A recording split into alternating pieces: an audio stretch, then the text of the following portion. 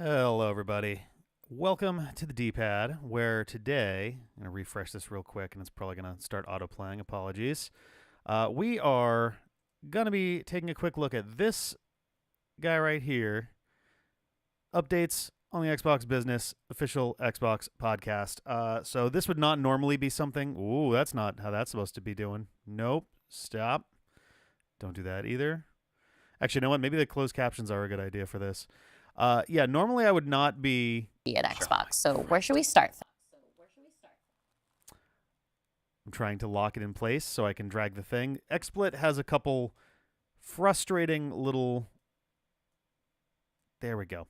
Frustrating little things that it does. One of them is if you do not lock down the. Well, that's a weird way that it displayed that in the chat. Let me play with that real quick here. Yeah, normally this would not be something that I would. Let's do it like that instead. It's probably better. Normally this is not something that I would actually spend time. Oh, thank you. I left it in my settings for Pokemon, which require an extra 1 second delay for reasons I'm still not super clear on. That should be a little better, I think. Yeah, so this is not normally something that I would be doing a reaction to. The circumstances around this are kind of the reason for the season here. Normally, we would do reactions for E3 or Summer Game Fest or South by Southwest announcements. We do Nintendo Directs. We'll do sometimes we'll do Sony State of Play. But things are in kind of a weird position right now in gaming as a whole, really. Not to dive too far into this because I do want to get into the video, but we're kind of in a weird. We seem to be in a really significant state of both stasis and flux at the same time. There's a lot of things that seem to be getting very slow and stale. There's a lot of things that seem to be changing really fast. In the kind of front runner category when it comes to console gaming right now, we've got the big three. We got Nintendo, Sony, and Microsoft. Nintendo is in the middle of. They've already discontinued the 3DS, and they've already shut down the eShop for the 3DS as well as the Wii U. And in about 2 months, give or take, they're going to be fully shutting down basically all of the servers minus a few select ones. Like, for example, Pokemon Home, I believe, is still going to be running after April of 2024. So handhelds on Nintendo's side anyway are done. The Switch is kind of taking over as both the console and hybrid. But also, Nintendo's had a February Nintendo Direct right around now every year since the pandemic started. And they had done a few, I think, before then as well. But an early February Nintendo Direct was kind of on everyone's radar. Partly because this would also be roughly the time that they'd be expected to be making an announcement about the upcoming successor to the Nintendo Switch, which has been discussed and detailed and leaked and hinted at for about the last 6 months or so. So people were kind of expecting that there might be some kind of announcement for that in February when they do their usual stuff. This is also Pokemon Day is going to be coming up. People are expecting there's going to be some announcement for that. I wonder if Nintendo, what with Pokemon continuing to be one of the best-selling titles on every console they're on, more than ever, if they're going to hold off, if they're going to save a Switch 2 announcement for a Pokemon video, like, oh, we're announcing, I think it's too early to announce a Gen 10 for Pokemon, but something, and this will also be a Switch 2 launch title or something. So Nintendo's kind of in a weird spot. They threw a bunch of trailers out this week, which they usually don't do all clustered together like that. So there are wonders as to whether there was going to be one and now there isn't, or some people were wondering, for reasons I'll get into in a second, whether Nintendo was going to be having a direct in order to announce something that was then going to get followed up with in the thing we're about to watch, the business podcast. But it didn't happen. And Nintendo never discusses things that aren't happening. They'll hold off on stuff that is happening until they decide they want to announce it, but they really don't talk about things that aren't happening, which makes sense. Especially even the Switch 2 were released tomorrow. That's the thing. The Switch 1, as it's eventually going to be, until we have a new title for the next console. Switch has so much pervasive. I think right now it is the second best-selling console of all time, just behind the PlayStation 2. I want to check this real quick. Sorry, it's the third. So Nintendo Switch is currently sitting just below 140 million units. Above that is the Nintendo DS at 154 million, and the PS2 that has somewhere over 155 million.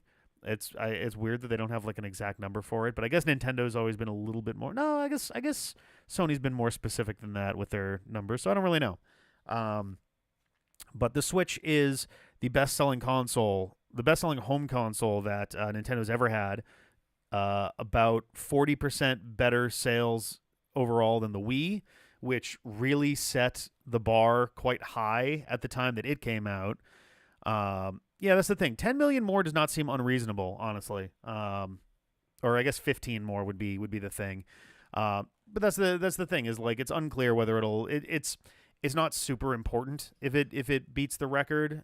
These are, certain benchmarks are pretty cool for like celebrating 100 million or 80 million or whatever, but I think there's only so long you can hold off the next one before it starts to become a little bit desperate for the accolade. So that's where Nintendo's at. Sony is in a little bit of a different position.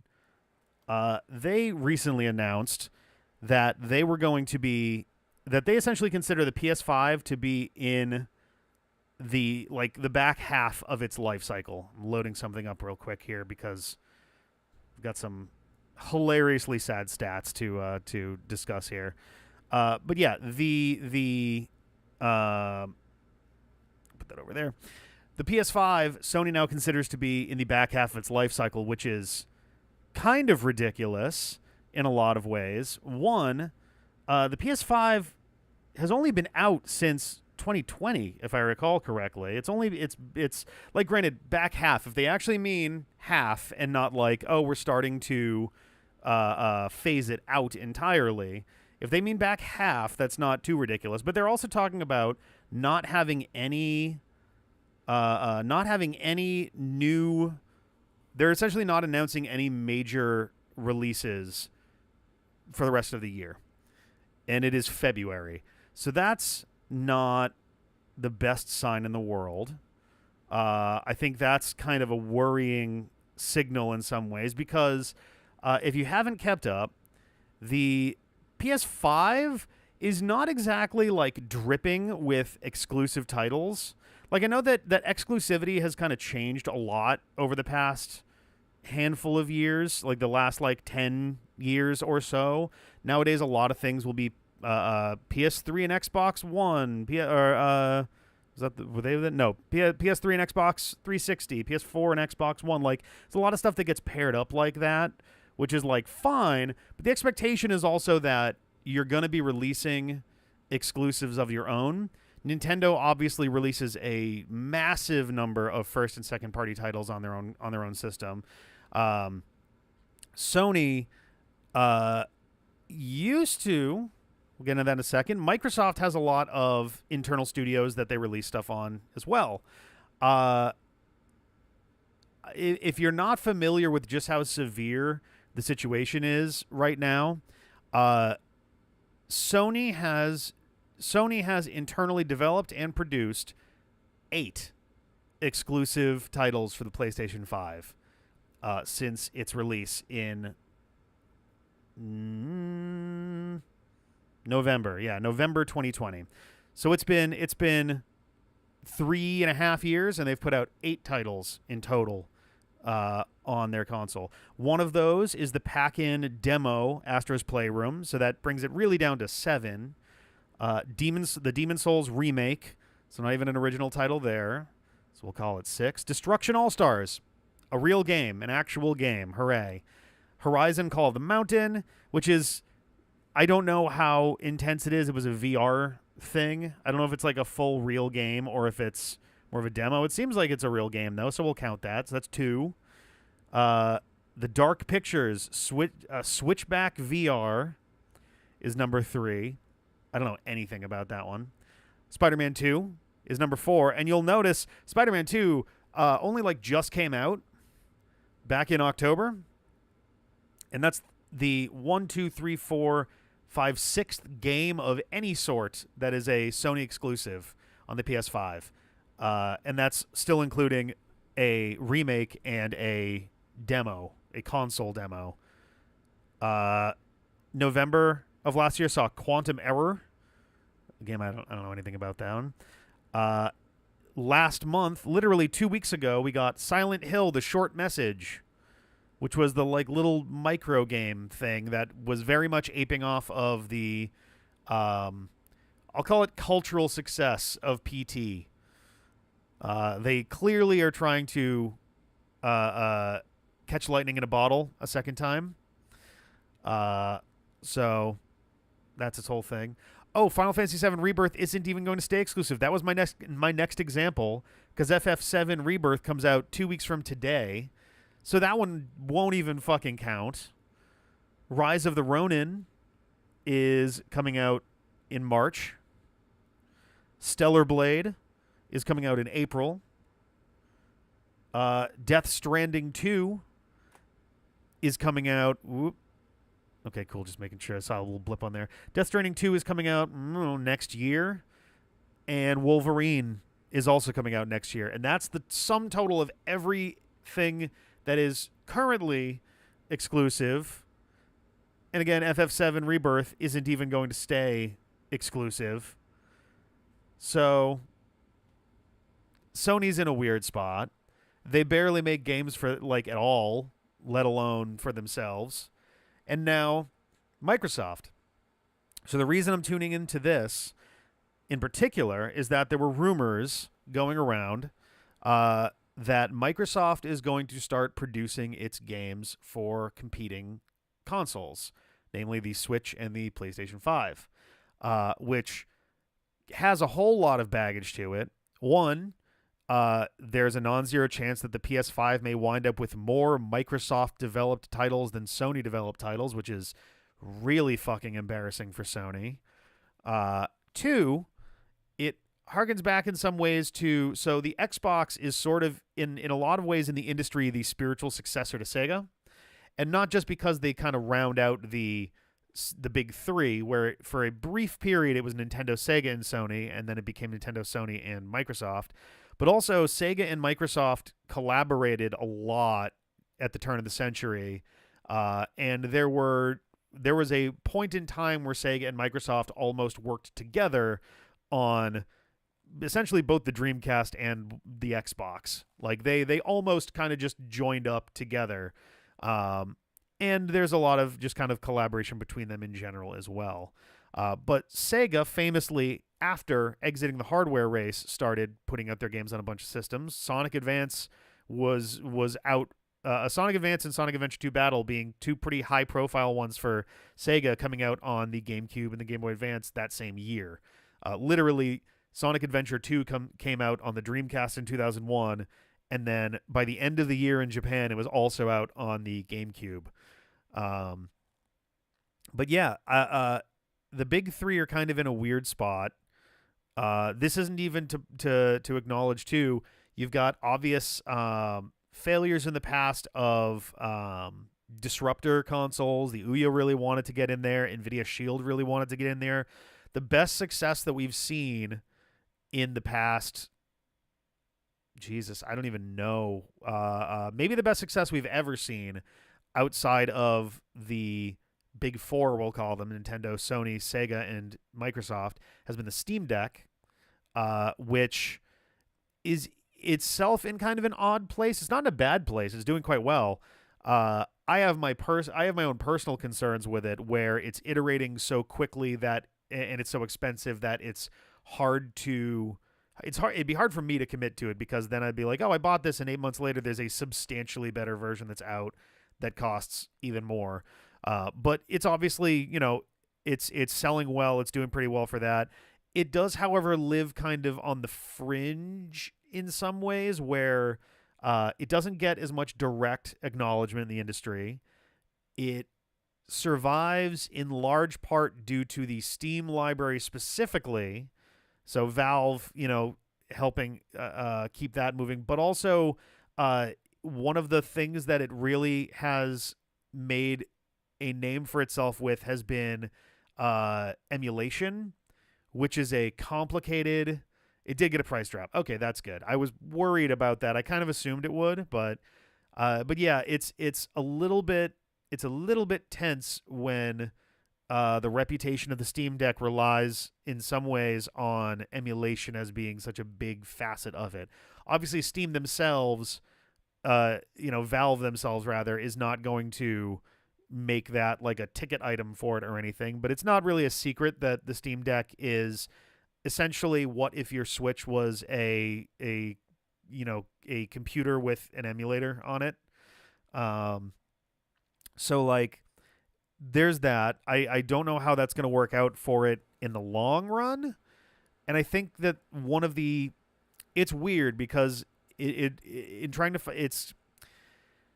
need to find its own identity, I guess. Right now it kind of is positioned a lot as, like a Raspberry Pi in some way. I was going to say like as a microcomputer. It's not even that it's a bad like performer or anything like that. I understand it performs great, but it's this handheld PC more than a console in some ways. But it is obviously doing really well, and with the big three also being in such strange circumstances right now, there have even been some like I don't put a ton of ton of stock into it, but there have been murmurs that Sega at some point in the last couple of years was considering re-entering the hardware race, which would be just a terrible idea. I don't think they have the means to really support that right now. Granted, they do have a lot of in-house, like Sega Sammy has a lot of in-house studios, so they would have the means of supporting that if they really, really like made a solid plan for it. So yeah, I don't know. I think the industry at large is in kind of a weird place. Not even, and that's not even addressing. I mentioned kind of briefly earlier. We have the Wii U and the 3DS. Their servers are going down in April, minus a very small number of exclusive titles there. The Xbox 360 is also about to finally leave the server space in, I think, July, as the final transition into the Xbox One and Xbox kind of future direction there too. The annoying like Xbox the console versus Xbox the family of consoles, not to be confused with the Xbox line of consoles. Boy, that's really fucking confusing. The Xbox Series S and X. I guess the Xbox Series might be a good way of doing that there, but yeah, no, we're in a state where essentially since the pandemic started to now, but definitely feeling it now, things are in a really we're in a liminal space. What a great accurate use of the word. We're in a very liminal space for the game industry right now. We're in a state of flux and transition from what was to what is going to be. Microsoft also recently announcing that Microsoft recently laying off their entire physical game wing, like the entire department that revolves around the production of game discs has been let go from Microsoft. So that is a really foreboding sign for the future. I have made a concerted effort to buy physical whenever I can, especially in regard to games that are like like two things. One, if they're going to be large games, I really would rather have them physically just because I don't have to take up disk space. But also, I would like to keep playing these games. I would like to own them properly and be able to keep playing them 20 years from now without worrying that, oh, well, sorry, I mean, the servers are down, so I guess you can't play Pokemon Let's Go Pikachu anymore. It's like, oh, well, that's kind of a bummer. Like, I would like to still have these things. And, like, so many games are always online, too, or use online as some part of the necessary backbone of the game that's not even an option for some of these. So we're in a weird place. I think that this business update is not going to be essentially very razzle dazzle. As you can see, it's only 23 minutes long, which is way shorter than these normally are. This podcast is normally, according to a couple articles I found, it's usually more like an hour to an hour and a half. This one is less than half an hour. So I get the feeling that we're going to be getting some very pointed updates on physical games and the nature of Microsoft releases going forward. I'll leave the closed captions on just in case. I may be futzing with the volume a little bit as we go here. I have a kind of more casual setup right now for the camera and all of that because, like, I don't know how I'm going to feel about this, and I don't know.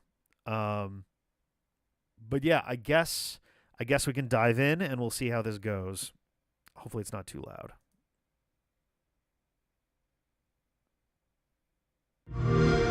Hello and welcome to the official Xbox podcast. I'm your host, Tina Amini, and we have a very special episode today, as you can probably tell by the fact that I'm joined by Phil, Sarah, and Matt. Welcome.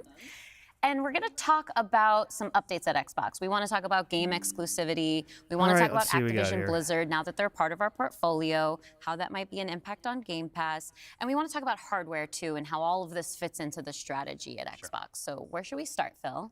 Well, when we originally had planned for the show, starting back in December, I think we probably would have started with Activision Blizzard, maybe talked a little bit about the exclusivity with some of the news coming up, and then hardware. But we've had some unforeseen news that has come out. So let's just go and tackle the exclusivity question, because I know it's on the minds of a lot of people. We hear from the community, and that's an important input for us. So we made the decision that we're going to take 4 games to the other consoles, just 4 games, not a change to our kind of fundamental exclusive strategy. We're making these decisions for some specific reasons. We make every decision really with the long-term health of Xbox in mind. And long-term health of Xbox means a growing platform, our games performing. This is one of those things where they wouldn't need to do this if business was going well enough that we're always this wasn't looking to seen learn as a necessity. leadership team and to they're grow. not helping out their market share for us by to doing this. Use what some of the other platforms have right now to help grow our franchises. So we're going to do that. So these 4 titles, what are they? Can you say? I'm not going to name those games. The teams that are building those games have announced plans that are not too far away. As we know, game teams put a lot of energy into their announcements with the partners. So I don't want to take anything away from those teams. So I won't be talking about the titles specifically, but I think when they come out, it'll make sense. Can we say if either of those titles are Starfield or Indiana Jones? They are not Starfield or Indiana Jones. Well, what was the criteria in how the team was thinking about selecting those 4 titles? Let me start a little bit outside of that, and then I'll get to the 4 specific games that we're talking about right now. Because the fundamental decision driver for any decision that we make, anything we're going to talk about today, like this is something where they're going to be doing this, growing platform that's reaching more players. Business speak is we're not going to push all of our exclusives to all the next 5 or 10 years, or all of our in-house stuff to other consoles. It's only going to be a couple of these, but the trick is obviously that if it works, be a smaller and smaller part of the game and helps them enough, then they're going to do it more. Because if you look at the last 10 years and what the biggest games are today, it's a natural place whether it's one console and PC, multiple consoles, There's also mobile been murmurs that console and Microsoft PC, is trying to you see refocus back big on games PC again. landing on multiple platforms.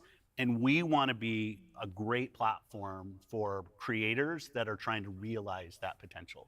But now back to the specifics of the question on these four specific titles. We looked at games that are over a year old, so they've been on Xbox and PC for a while. A couple of the games are community-driven games, new games that kind of first iterations of a franchise that have reached their full potential, I'd say, on Xbox and PC. There's always growth. Franchises that we obviously want to continue to invest So essentially, in. games where Part they of feel like having the ability to continue they've made to the money invest that they is can the off of them businesses here, and they're behind hoping those to get a little franchises more squeeze continue. out of it by putting it somewhere We think else. it's important that these service-based games that have communities behind them, that they can have confidence that they're going to exist in the future. So 2 of them, kind of community-driven games that will end up on other platforms and give us the ability to continue to invest in them. We think that's great for the business and great for the communities, more players to play with. I'd say 2 of the other games are smaller games that were never really meant to be built as kind of platform exclusives and all the fanfare that goes around that. But games that our teams really wanted to go build, that we love supporting creative endeavors across our studios regardless of size.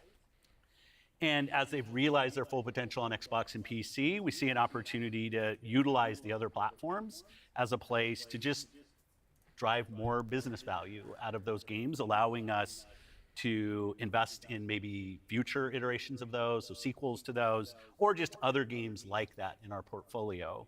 And when we don't damage Xbox and we can grow our business using what other platforms have and to help us with that, we're going to do that. And that's really the story behind these 4 games. And last thing I'll say, looking forward, I think there is an interesting story for us of introducing Xbox franchises to players on other platforms. Like, I get the idea here, but there's also a certain element of the reason exclusives are exclusives in the first place, especially first party, is that they're meant to be incentives to come to these 4 games coming. Please don't take incentives to come to your console in the first place. If I can play.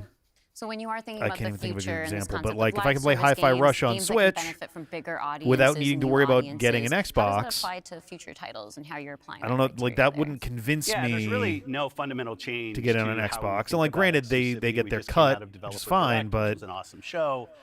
Where we show like this isn't games that are coming to Xbox and PC. And like this is not a bad really thing in a lot of ways. This stuff getting de-exclusivized is better for gamers. And what's going to show up there. More accessibility is always good. Our key, but play the games you want, I don't people you want, think this is going to wind up being a super winning strategy. These have been part of our strategy for years, and will continue to be. Our focus for is on Xbox in terms of consoles, where I'd mentioned the console list so far. The Xbox Series X and S have sold together about 21 million. So they're really not selling that well. And knowing that, how do we think about our and I think that this is them trying to offset the console not doing very well by selling as many games as they can. It's just that anyway, we've sort of seen this inversion over the last 5 years, where it used to be that President the platform Booty was the biggest thing. That's right. And the games would sort of tuck in. Yeah, this is kind of getting into what I was just saying. Big games like a Roblox or a Fortnite could actually be bigger than any one platform. That's a hell of a pair of comparisons there. That really has there. changed the way that we think about things. So in the midst of all that, well, yeah, they're losing money on them, and they're not even selling them that much anyway. I guess that's true. The more they sell, the more they lose because they have to produce them. But it also means they have way less of a foothold for their own games, and I think that's part of the reason that this is happening. Game Pass will only be available on Xbox. So there's sort of starting points for us. As Phil mentioned, there are games today that you can play that only can be found on Xbox, and at the same time, we want to bring more of our games to more players. Yeah, I could see Xbox to look at like Xbox kind of fans moving aside, though, and from some of devotees those and thinking more about what does it really mean getting for the nervous player. about this, To and they're me, not the like two entirely wrong key to be. things The are Xbox Series X, cross-play and from all cross-save. appearances, is Those underperforming. things allow us to deliver on And the promise of this Xbox, signals that which is play Microsoft with is your willing friends where to they are, it play on the would devices rather you put want, their games play on the other games you want. consoles So than bring that other is really other only games to possible their at a console, practical level when you know and that your make their own saves and console your player more are gonna be able to appealing. move across all those parts. So this kind of So not feels all of our like games today this kind aren't of feels necessarily like they're built to like take advantage of losing There's still that be some that games foothold don't. in a lot of ways. As we Yeah, the bring more Xbox 60 is their teams best into selling the at Xbox 84 family, there's million. some catch-up The to do Xbox as we get there. 360 and the That PS3 were basically cross-play, neck and neck cross-save for the is, like, so majority of that fundamental to what we're generation doing, and of I think the it's, console. something that The we as Wii first was party also get such a good benefit from being so close to the 101.6 platform. million, Yeah, which was absolutely. a And much that's one stronger of the lead at things, one like you point, but said, like they all were at all of our least. I mean, that's a games huge are gap, but always in like, Game you Pass. know, And so I'm excited to announce, I don't with the think coming Microsoft will together be that we third have party. Activision Blizzard King, that Activision and Blizzard games are coming to Game Pass, starting with Diablo 4 on March 28th, which I'm super, super excited to I don't share think today. Microsoft is going to be third And party it's by the all end of this part of our generation. commitment to make If they the don't Xbox figure experience out and a the games that strategy we soon, build is though, I widely think the available next as possible. generation So now could the be the 34 last for million them. Game Pass members can all I'm not ready to enjoy like the say that it's fantastic happening experience of Diablo just 4. yet, but Amazing. Can we come back by to the comparison, point? Phil, you mentioned the that the tablet Xbox isn't really still has yet a to sell as many change in units as the strategy for us. Can GameCube. you recap for me how it isn't? The original And I game thought Xbox both has Matt and more Sarah units did a sold really than the nice job Xbox of Series talking X. about what we're doing on Xbox, The where Oculus we're Quest going. 2 You know, is if only you- 1 if you million take a behind platform Xbox feature Series like X Xbox and S Play right Anywhere, now. which has been a promise that we've made on our first-party games that you can buy. So our like game they once, they you get need to play across jumpstart Xbox their and Windows. console I think sales we're the only platform badly that does right now. this.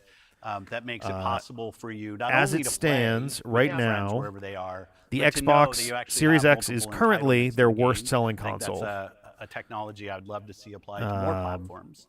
But And it is it's been out for view 4 years. that people are going to So play it probably Xbox will in multiple surpass the places. original Xbox Whether it's over play the games next you want like with the year or people you two, but want, like anywhere you want, man, whether it's content community and cloud, whether it's when everybody plays, we all win. Like we've had different taglines, different strategy, kind of words that we've used, but always with this view that Xbox is a platform for creators who want to reach the most oh players. sorry, yes, yeah, Our late investments 2020, in yes, so like xCloud, 3.5 our investments years. in franchises like Minecraft and now Call of Duty and other large franchises, so that we learn how to build those. This has been a strategy that we've been on for, I'd say, a decade. It's not about one device. It's not about games in service of a device, but rather the devices that people want to play on should be in service of making the games as big and popular as they possibly could be.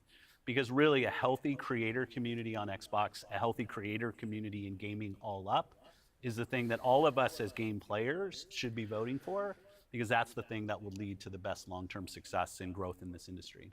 And my understanding, just from listening and learning from you three over the past few weeks, just understanding what's happening with Xbox. There's also is a that certain element to we me see trends with player where behavior where it seems people like are playing on multiple devices. That is this the reality. endless And we have strive put for some the games most out on beautiful multiple cinematic platforms before. So my understanding is adventure that that's been good experience. for players. These How does games that come take back to 8 the years to business with all of develop that in mind? with quad As you A, said, we have shipped you know, games on other platforms. In $180 fact, million budgets or whatever, realistically, if you look with the addition of or Activision more. and You know, Blizzard we're reaching a and point where they're ZeniMax, we're having one of the largest budgets game higher publishers than on Marvel PlayStation. We're one of movies the by largest like a decent publishers clip. on the They Nintendo need to Switch, sell especially when you put Minecraft so many million units into to the not be equation as well. And now colossal we're one of the losses, largest and they publishers, spend on entire, mobile sometimes platforms as more well. than one And that's not console something generation that developing we want these. to back away from. We want to continue to be And building great games. I don't know, that not to millions and toot millions of people Nintendo's can horn love, too hard and here, that but they can like, play those you know, games sometimes where you just they need a wanna game go to be play. fun more But than we anything do else. understand the Like, business pretty is success cool, that Xbox has but to have.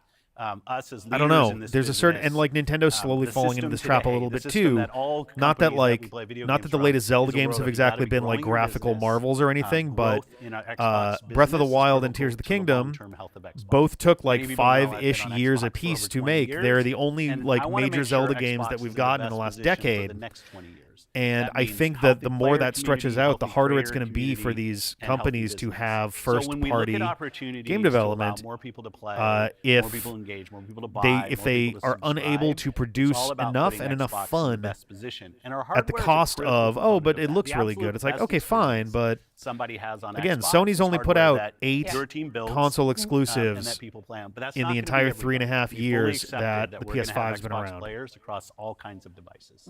So I think a lot of people think about 2023 as this incredible year for gaming, and in a lot of ways it was. There was some really amazing releases that I think we all enjoyed.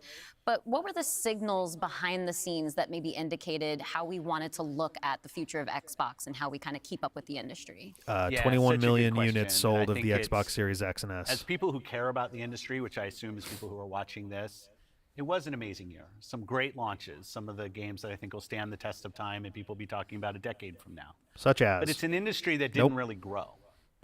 And what happens when an industry doesn't grow? You end up with some job eliminations, which we had. We had even our own hard decisions to make about building a sustainable business for 1900. ourselves, but in no Pretty way big were we sum. alone in that. When you think about a healthy industry, I want players who believe that they will find the best games on the platforms that they love.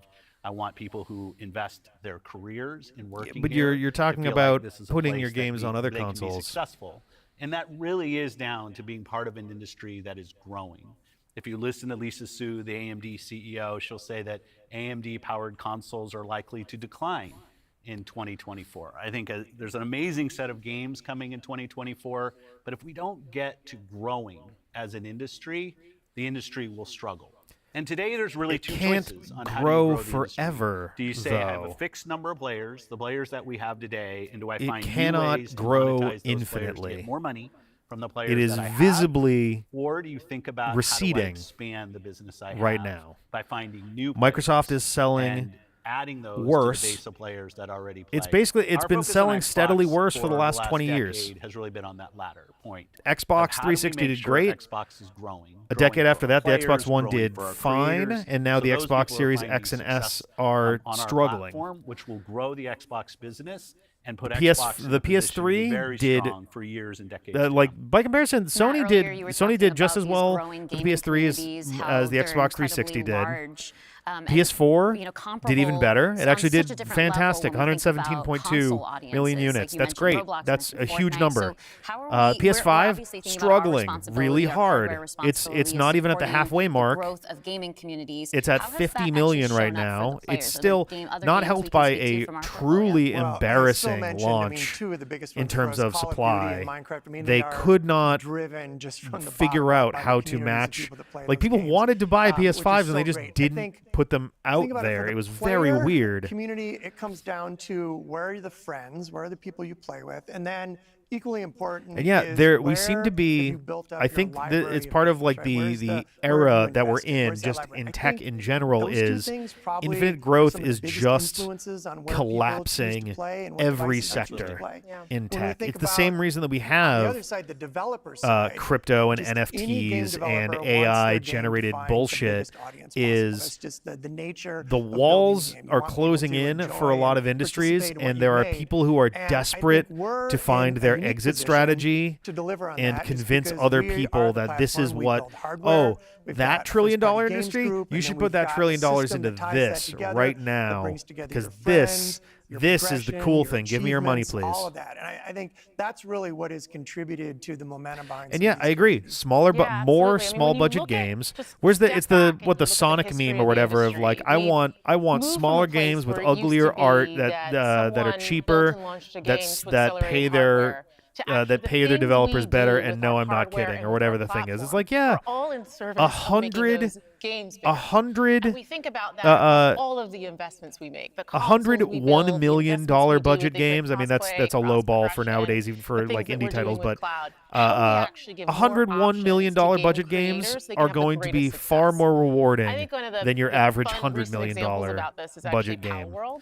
I think there's room for Palworld both. was I don't able think to that we should launch. They were stop in having preview, they launched AAA in Game developed Pass, They games. also simultaneously launched But in Steam. And through the combination of those it's this things, myopic Pocket Pair focus was able to have on this outsized success.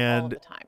I feel like VR is kind of in a similar spot where like in the studios it's is so, and we feel the that as one of part the things it's part supporting of the bubble is that there's a platform new VR proximity. thing It's, every 2 years. kind of amazing now to look out across all the studios. But I we've don't know. got I'm and just be reminded saver that we're now one movie of the saver from biggest PC to mobile development since 2012. organizations Nice. in the industry. What does that mean for Well, players? Nintendo Game It Boy means that connectivity. The biggest games are going to continue to come to Xbox. Yeah, And, I this guess 2024, so. the year coming up. It strikes me almost more as like major releases coming up. Great stuff. Hellblade 2. God, like the Wii U You've got gamepad Diablo or something. expansion. You've got Avowed, Ara, the Indiana Jones game, and there's more in development. Which, I think one of the things that really think we're gonna be bums able me to out share about a more lot of the about it at our modern June games, and showcase this is such an coming up pretty old soon. man Well, I guess I complaint, should get but ready to work in a on similar way to that. 2006, Well, a thank you lot all of for games showing just up on kind the of look the podcast same. today, and we'll see the rest of you this June. It was something that. you. Oh, I guess that's it there. Okay. Okie dokie. What I was going to say is, yeah, DS demos on the Wii. That is a good example, I think, for sure. Oh, God, I had a point. I lost it. Shit. Oh, yeah, I think one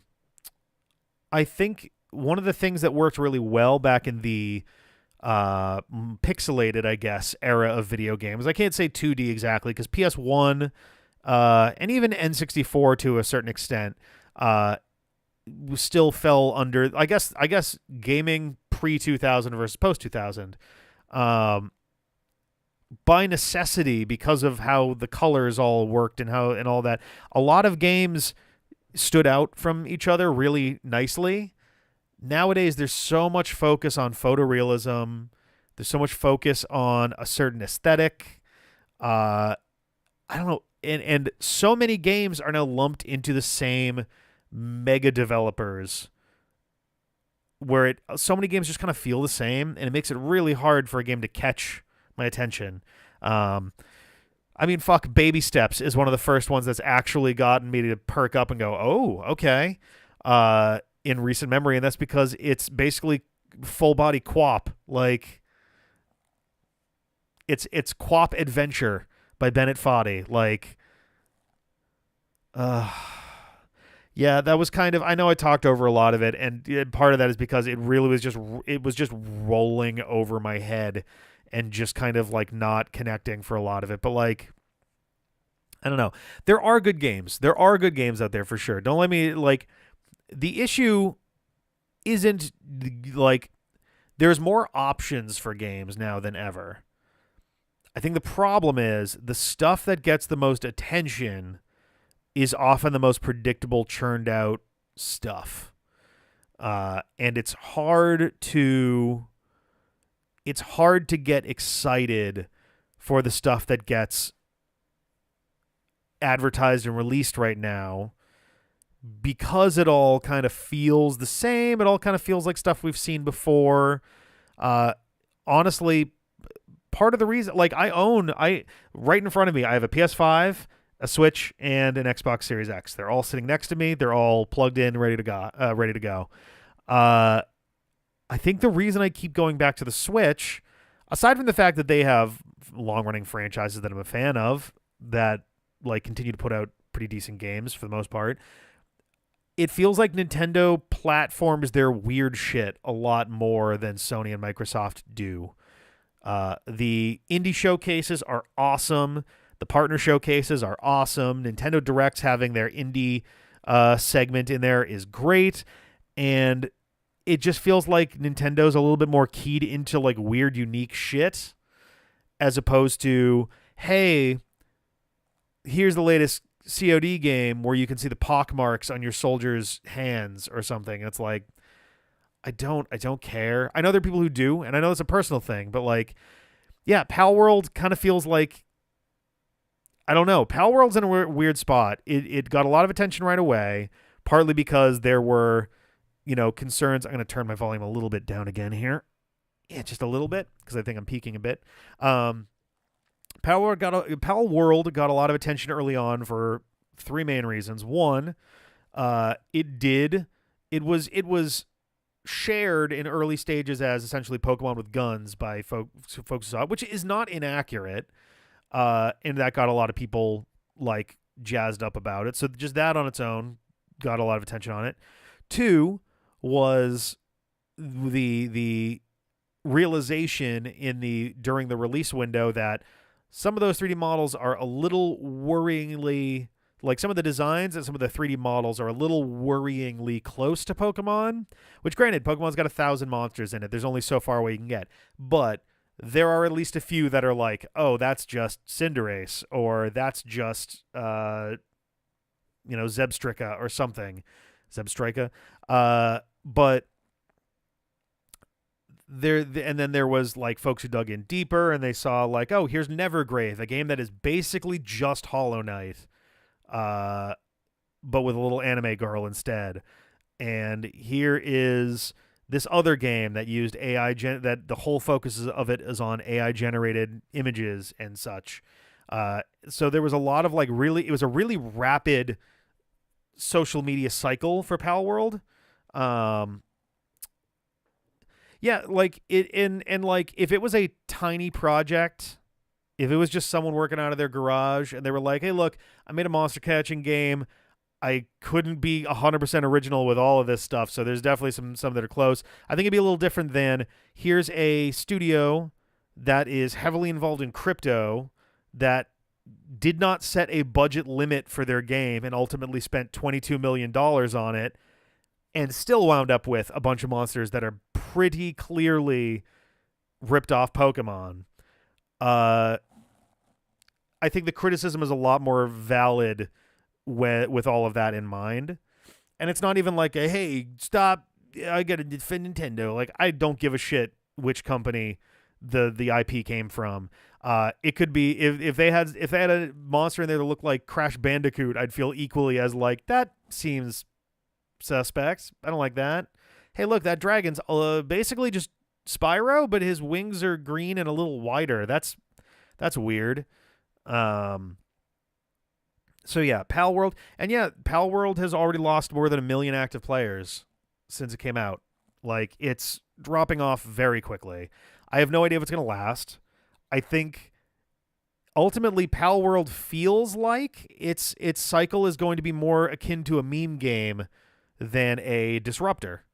It's going to be more like I was going to compare it to like Goat Simulator or Untitled Goose Game, but those are like legitimate, like those have legitimate followings and fandoms. Like, it started with the meme, but people found something really appealing underneath the like meme status of it. It'd be more like Surgeon Simulator. I don't think anybody really talks about Surgeon Simulator anymore. Like, that's probably a better parallel of something that got a lot of attention because, like, look at this ridiculous shit. You're doing a surgeon game where you barely control your hands. Oh, look at this. You're playing a Pokemon game where you grab your Pokemon's tail and it shoots flames and you have to occasionally butcher your own Pokemon. Like, I think that there are some, and Among Us is a great example of one that, like, because it started off, it had like, what, a year or a year and a half of very, like, barely noticed attention, and then it took off, mostly as a meme, and then it got a pretty devoted following from that, and it still has tons of active players today. Because the game underneath it is a pretty satisfying game. I have not played Palworld. I cannot speak to the actual gameplay of it in a positive or negative light because I haven't done it myself, and I don't want to speak on behalf of folks who have done that. But yeah, I don't know. I would be curious to see come like June what the active player base on Palworld is, if it was just that people got into it because it was a meme, if people got into it to try to stick it to Nintendo, anything. There are a lot of reasons that people might have gotten into it. I'm curious if that's going to still be, if that's still going to be the case in June. It could be. Maybe it is. And hell, there is nothing wrong with a game finding a fan base and building on that. Like, if it turns out that they do have a really devoted fan base and they keep developing on top of that, all the power to them, you know? I think we need more options for games out there. So, I don't know. Yeah, the gunplay in Fortnite. I very literally Christmas. I think Christmas this past year is the first time I've ever played Fortnite. I spent Christmas with my family, and my nephew is really into Fortnite, and I had never played, and he and his dad, my brother-in-law, was like, "Hey, you gotta play Fortnite. We got to see how you do with this." I'm like, "Oh God, all right, I'll try. I'll see how it goes." I watched my nephew play it first, and then I gave it a go.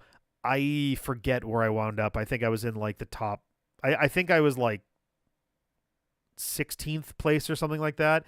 Granted, I spent the extreme majority of the game kind of like loosely running in the direction of the center of the sphere. I don't actually know what the zone is called.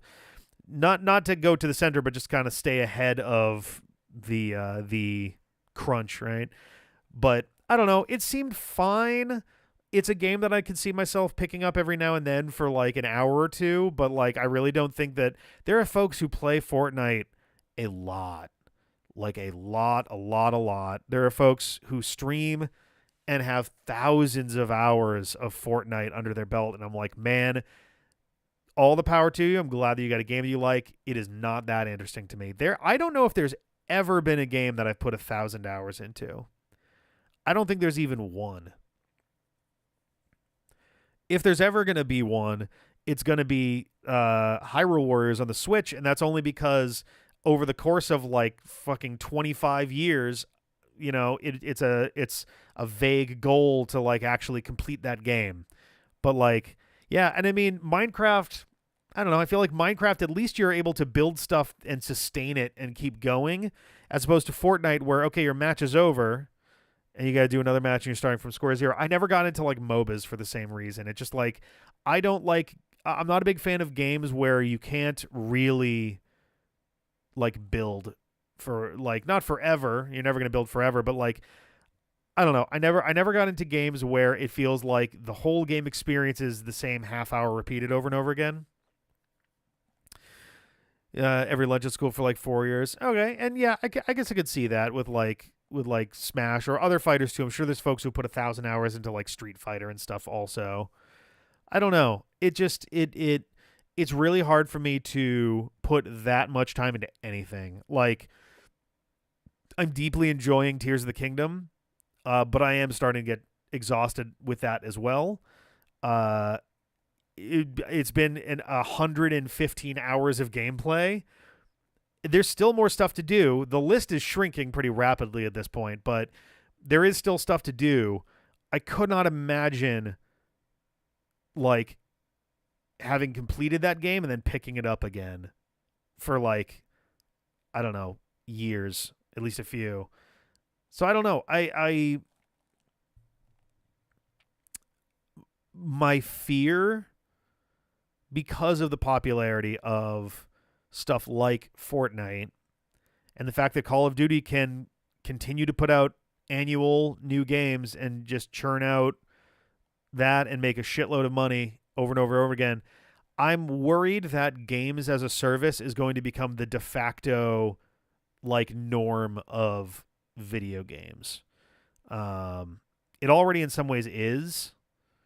It was MOBAs before, and you got into your like Overwatch kind of area. Now it's Fortnite. It was League of Legends before Overwatch, back when it was purely MOBA days. I feel like games as a service is just kind of from the business side.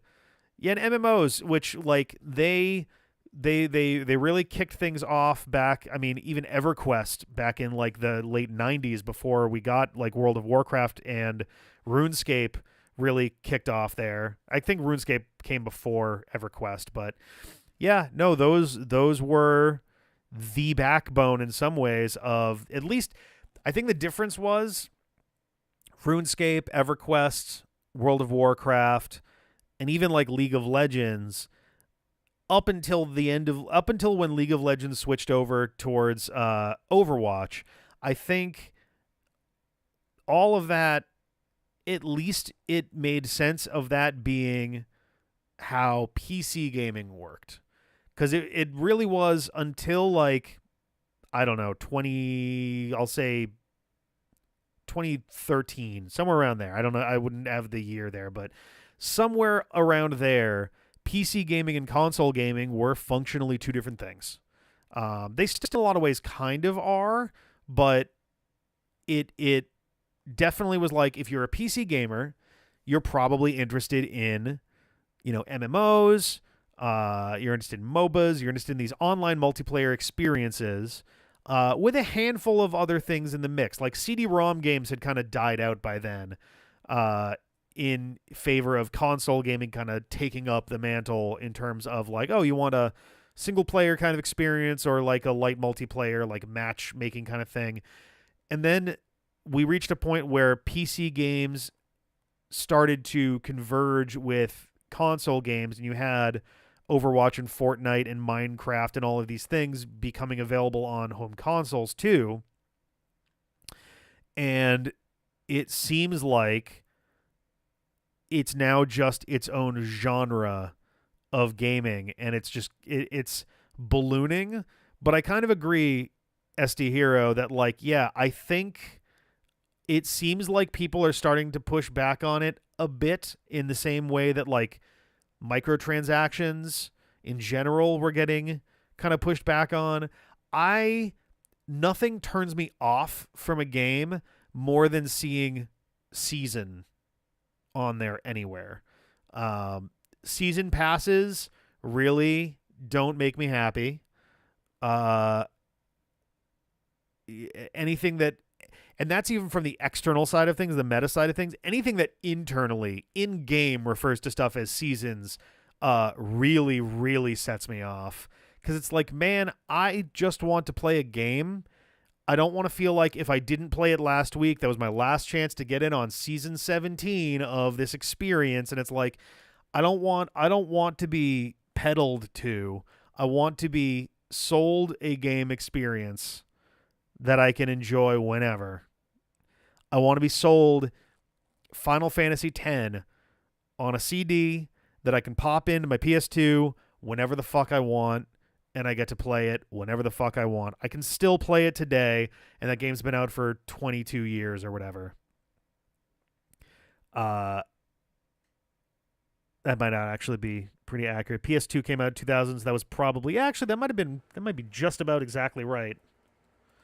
Final Fantasy X was, July 2001. So it'll be turning, it is 22 years old right now. It'll be turning 23 in July.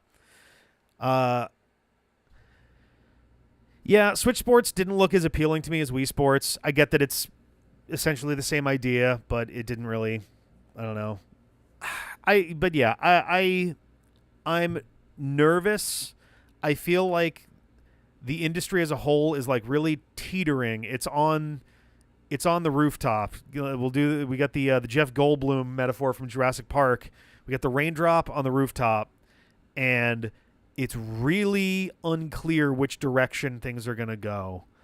My hope is, I don't think that any element of games should just be gone completely. I'm not like, man, fuck MOBAs, fuck Fortnite, fuck Minecraft. Like, no, that's stupid. I think that, any game that gets made deserves to have, its fans, respected and rewarded and be able to enjoy that stuff. I want games to stick around, though, and Spec Ops: The Line just got delisted from Steam and is allegedly never coming back. That is crushing. That game is such an important game to the history of shooters, to the history of meta commentary in games. It's such a super important game in so many ways beyond the actual gameplay itself. The story in the game is important. And it's just kind of going to go away because licenses are over. And it's like, what is even the fucking point if this is what's going to happen?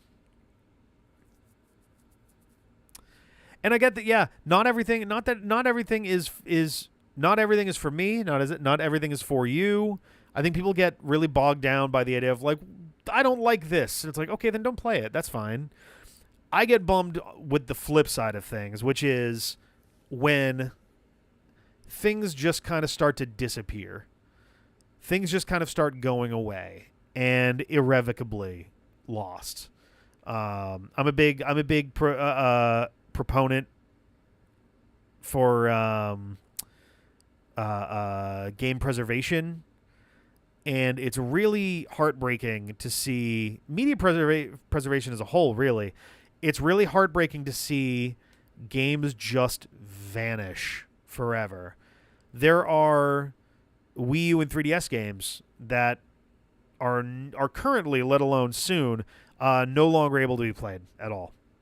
You might be able to find an ISO online or a .3ds file if someone happened to extract it in time, but it's so much of it is just gone. And like, yeah, some things are kind of unavoidable to a certain extent.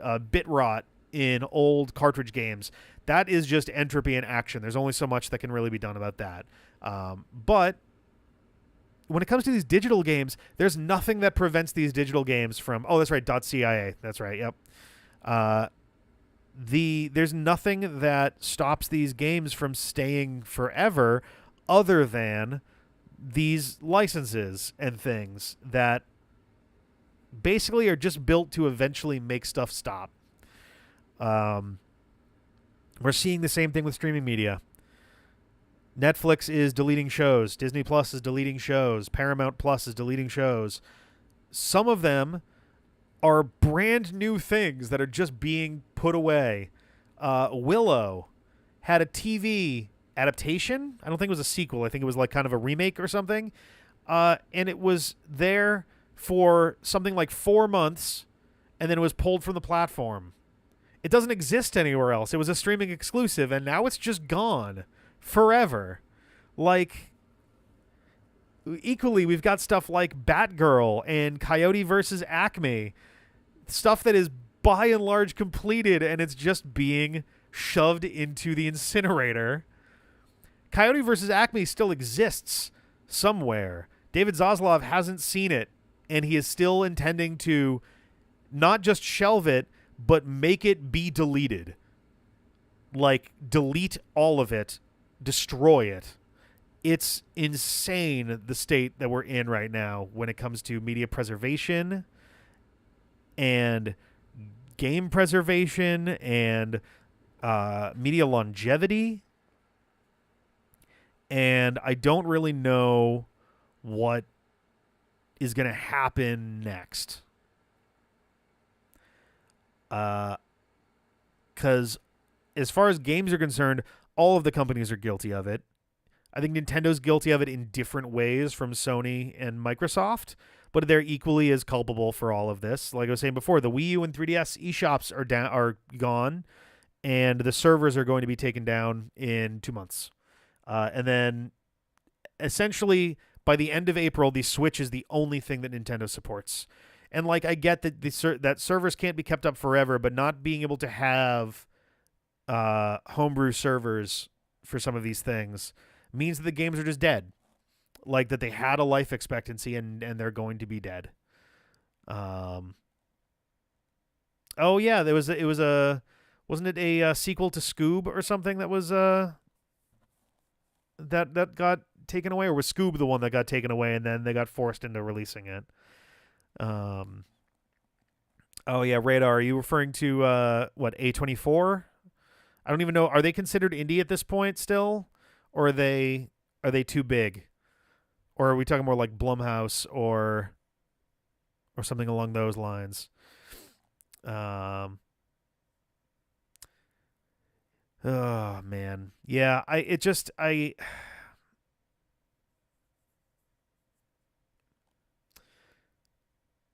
The Wii U and 3DS stuff isn't worth preserving. Yeah, like, they did get to exist for a while. I think, but to me, the difference is, off camera, I have a game shelf, and right there, I'm pointing at it right now, I have in a box a copy of the Orange Box for Xbox 360. I can plug that in right now and play it. I cannot play. What's a good example? I cannot. I can't download. So I could probably buy that on eBay somewhere. What I cannot acquire and play would be Box Boy on the 3DS. Can't play it, can't buy it, can't acquire it, can't obtain it. I could probably emulate it. It probably is big enough to exist out there somewhere. But there are some people who built, they've built their first game and produced it for Xbox Live Arcade or the Nintendo eShop or something, and they're just gone. Or they put it up onto, the Ouya shop as well. Like, Ouya was never successful or important enough to be really held responsible for those games in the long run. Like, Ouya sucked in many ways, but there's no point at which I'm like, the Ouya should have really preserved those games better. It's like, no, obviously. Oh, I did not even realize that there was going to be a sequel for Splosion Man. I enjoyed that one a lot. That was a fun game. Mario 35, great example, a game that with essentially built-in game obsolescence. Mario 35, Tetris 99 is here for now. F-Zero 99, is it still here? Is that already gone? The Wikipedia page says is, so I assume it's still around. But, like, why the fuck are we making games where the intent is to have them not exist again, like, months later? I don't understand. I do not understand. Especially, like, I can understand to a certain extent, all right, we've made our latest Call of Duty game. We can only support these servers for 7 years or something. Fine. Because they're high-intensity, heavily multiplayer-focused games where you need an audience, but you also need to be bringing enough money in to justify having the server for that up instead of Assassin's Creed 41 or whatever. Like, fine. But then you got something like Mario 35. I cannot imagine a justification that Nintendo could come up with for why the server space necessary for Mario 35 to run properly would be too much or too obstructive for them to handle. Or too expensive. Nintendo famously has done so well over the last 40 years as a hardware and software manufacturer that they could last that long and longer into the future, even if they did not make a single cent from anything they make. They could make it into the 2060s under their current operation if they made $0 going forward. They have that much money in the big old vault. Like, I don't understand, I guess. And there's a part of me that is doubly bummed about this because I figured when I was a kid, when I was a teenager, when I was reading Game Informer, Nintendo Power, all these things, and I was just like, man, that'd be so cool. There must be so much stuff going on there that I don't get. And I kind of figured that there was going to be a point where I would get it, and I would understand, like, oh, that's why, cool. And I am currently 36 years old, and I feel like I understand the industry less now than I did 20 years ago. It just doesn't make sense to me. I don't know. Like, things obviously have to change. Like, I don't mean from the state they're in right now, though they need that too. I just mean, like, things do change over time. That's just the nature of everything, is that, nothing stays the same forever. But I don't know. There's a difference between stuff kind of becoming old and getting phased out slowly, or your games are just going to kind of break down after a while or whatever, versus the intentional erasure of some of these things. It feels a lot of the time like stuff is built to not last, and it makes it really hard to want to stay involved when if you're not in it from the very beginning, putting a lot of money and time into it, then it's just going to disappear shortly after you finally decide you want to give something a try. Like imagine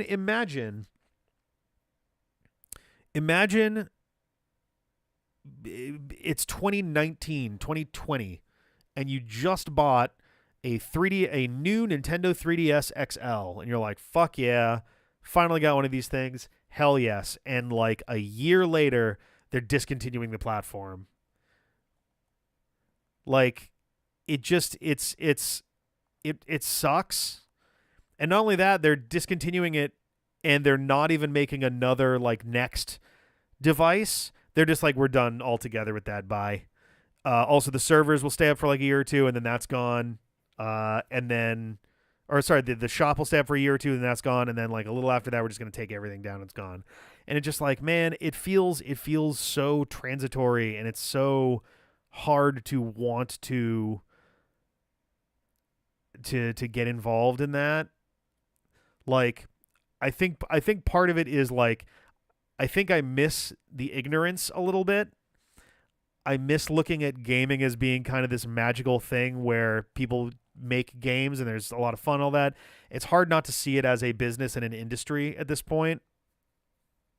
They're a lot more transparent with it, but it's kind of hard to not see financial reports in like hanging like a specter in the background of, you know, the latest game announcements. Like Microsoft, oh, we're dropping 4 of our previously exclusive titles onto other consoles. The only reason that they would do that is because they need more money. The games are not making as much for the Xbox. The Xbox is not selling well on its own. How do we get more money? And it just kind of sucks. I'm so glad that indie game development is as strong as it's ever been and as empowered as it's ever been.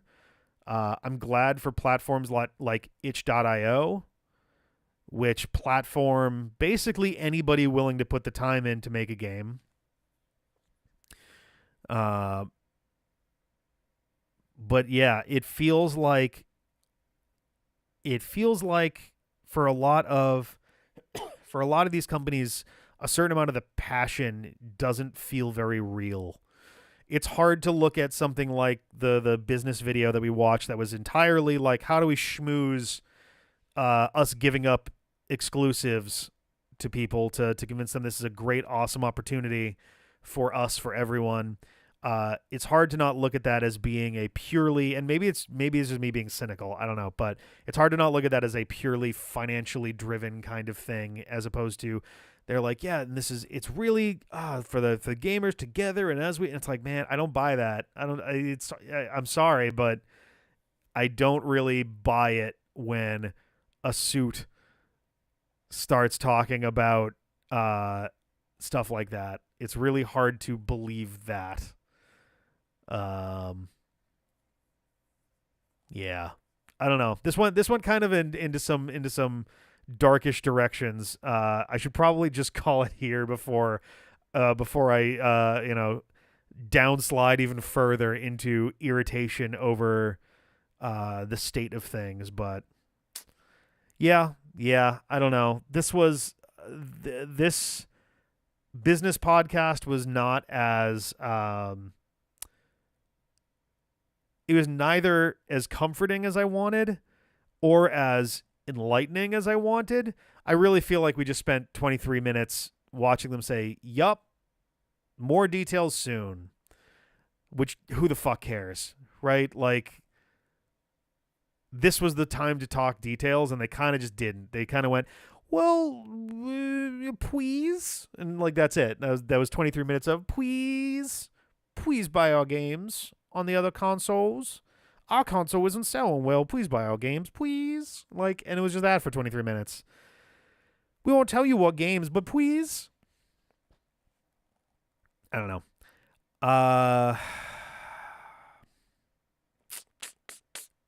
if you ever wondered why the D-pad by and large focuses on games from like 2010 back, this is a big part of the reason why it's really hard to feel as passionate about the modern era of gaming as compared to like the 80s and the 90s and like even the 2000s.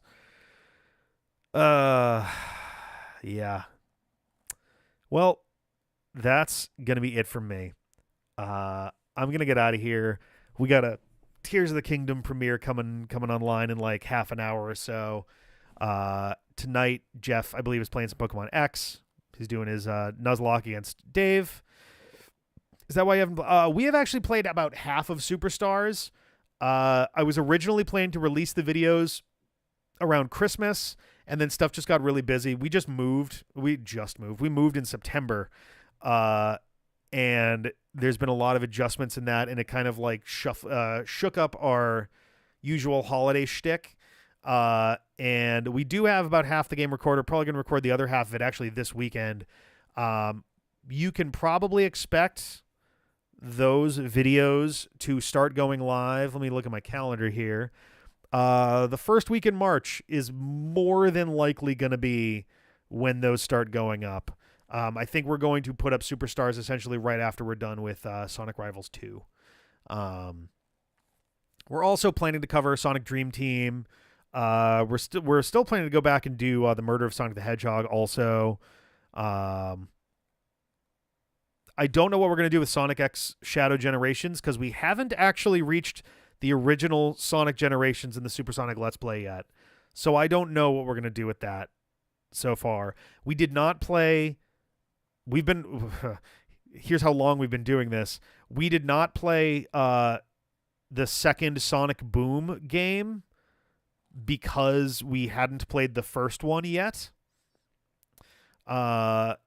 So I think that might be, and we also did the same thing, Sonic Colors Ultimate. We didn't play Sonic Colors Ultimate because we haven't played Sonic Colors yet. So we may hold off on Sonic X Shadow Generations. I don't know though. We'll see. We'll see. But yeah, I think I'm gonna get out of here. And yeah, hope you guys are able to come check out Jeff's stuff tonight. And then I'll be streaming again come Tuesday. Oh, D-Pad and Chill. D-Pad and Chill is in a state of serious flux. We're having a harder and harder time producing videos for that due to copyright issues, especially related to Sonic Prime, which we are still working on producing. There is a chance that we are, as a literal last resort, and I would not do this under any other circumstances, there is a possibility that we are going to upload what would normally go up to YouTube as Patreon exclusives. I don't love doing that because I promised a long time ago we were not going to do that ever, make anything something behind a paywall. But in this case, it might just be the difference between being able to produce a video versus not being able to produce a video at all. The first episode of Sonic Prime I've re-edited about 35 times now. That's not an exaggeration. I have 30 plus iterations of the same video. It is approximately 60%. Oh, I'm sorry. No, I'm thinking of it the wrong way. It is about 1/3 as long as the original version, and it's still getting copyright struck. So we're reaching a point where it's just we cannot do it on YouTube. Adventures of Sonic the Hedgehog, I don't know on that front. That may come back. It might not. It's also in a weird state with copyright right now. It's suddenly getting hit with like Lasso Group copyrights. So I got to look into that and figure out legitimacy and all of that. So I don't know is unfortunately the answer there. They may be converted into Seriously, which at least I can justify appealing copyrights on that as reviews. D-Pad and Chill less so since it's more of a commentary track thing. But yeah, more to come on that. I think at the end of March, start of April, our usual monthly Patreon hangout is going to be public because we're going to have some like format changes for a lot of things, including the Patreon itself. And I figure that's as good a time as any to give folks the 4-on-1 on stuff that's going on. So cool. All right, I'm going to get out of here. Rip games. Game over. See you later. Bye.